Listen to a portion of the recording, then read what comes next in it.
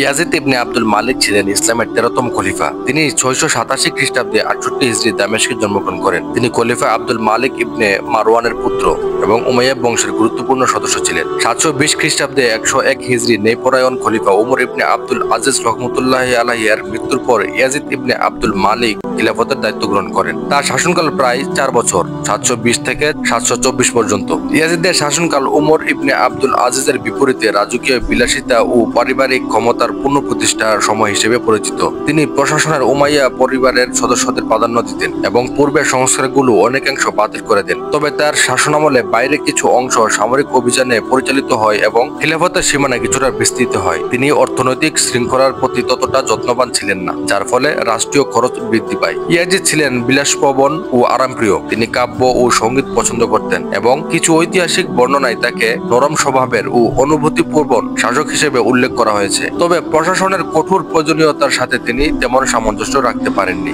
724 খ্রিস্টাব্দে 105 হিজরি মাত্র 37 বছর বয়সে ইয়াজিদ ইবনে আব্দুল মালিক মৃত্যুবরণ করেন। তার মৃত্যুর পর খলিফা হন হিশাম ইবনে আব্দুল মালিক, যিনি ছিলেন তার ভাই। আগামী পর্বে হিশাম ইবনে আব্দুল মালিক এর জীবনী সম্পর্কে আলোচনা করব। ইসলামের ঐতিহাসিক সুন্দর সুন্দর গল্প শুনতে আমার চ্যানেলটি সাবস্ক্রাইব করে পাশে থাকবেন এবং গল্পগুলো কেমন লাগে কমেন্টে অবশ্যই জানাবেন। ধন্যবাদ সবাইকে।